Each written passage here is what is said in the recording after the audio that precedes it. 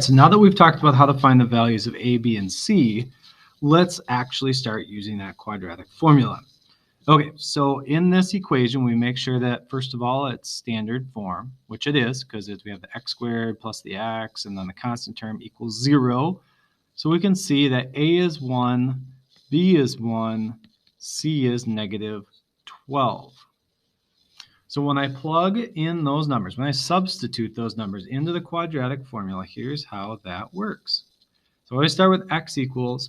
I like to make that big fraction bar that we have in that quadratic formula.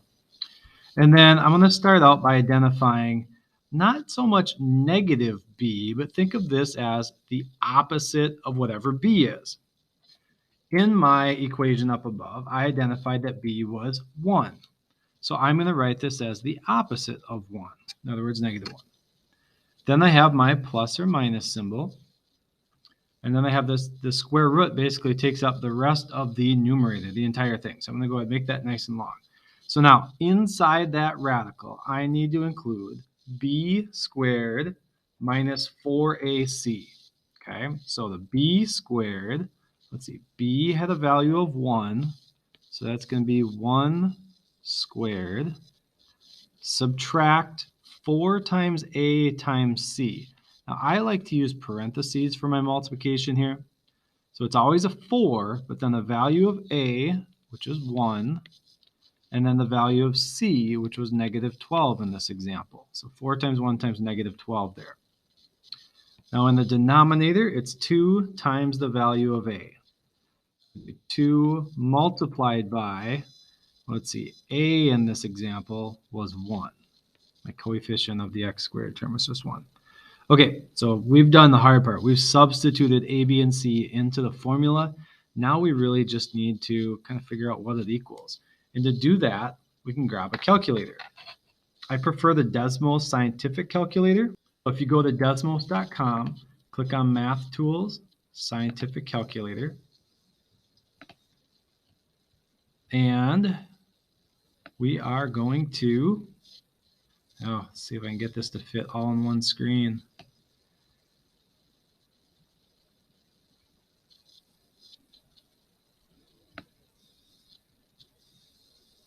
There we go. That might be better. Okay, so what we're going to do is we're going to start out with just this part. The 1 squared minus 4 times 1 times negative 12. I want to figure out what that equals. So when I type that in, I put parentheses around whatever I plugged in there. It's important to do that, especially when it's negative. Then I can square it minus 4 times 1 times negative 12. See how it looks exactly like what's inside the square root symbol? So this ends up being 49. Okay, so we're going to remember that was 49. So now I'm going to simplify a little bit. I still had negative 1 plus or minus the square root of. Remember how we just did this on a calculator? We found out on the calculator that that equals 49. And then in the denominator, 2 times 1 was just 2. All right, so we're starting to simplify. And it's starting to look not so scary anymore. So now we have to simplify this radical. Well, what's the square root of 49? Well, since 7 times 7 equals 49, that's just 7. So x equals negative 1 plus or minus 7 all over 2. Looks even better, right? Now we don't even have a square root in there anymore. So how do we simplify that? Well, we have to keep in mind that that represents two different numerators. I have negative 1 plus 7 and negative 1 minus 7 as two different numerators. So x equals negative 1 plus 7, but also x equals negative 1 minus 7 all over 2. See what I did there? I took my plus minus symbol. In one of my equations, I rewrote with just the plus symbol. And the other equation, I rewrote with just the minus symbol. This is how I get my two solutions. So now I'm going to go ahead and solve each one. Well, in the first one, negative 1 plus 7, I get 6. And 6 divided by 2 is 3. So x equals 3 is one solution. Now on the other one, negative 1 minus 7 is negative 8. And of course, negative 8 divided by 2 is negative 4. There's my other solution. So the two solutions to my quadratic equation are that x equals 3 and x equals negative 4. And we use the quadratic formula to get that. Let's try another one. Let's identify a, b, and c to start with. We notice our equation is in standard form because we have the big equals 0 at the end. So a is 2, since that's a coefficient of x squared. B is negative 5, since that's a coefficient of x. C is negative 3, because that's my constant term. Now let's start by substituting into our quadratic formula.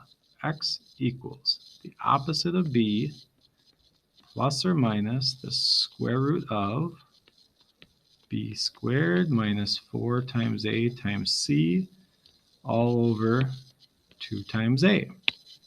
So what I did this time is I left some blanks in there and I wrote everything else out. Now I just need to substitute my numbers. Okay, so the opposite of b, well, I noticed that b was a negative 5. So in a minute I'm going to simplify that the opposite of a negative becomes a positive. I'm going to leave it like this for now though. Okay, so inside the parentheses, remember down here it says b squared. I'm going to put my value of b in the parentheses. I just realized I accidentally wrote AC there.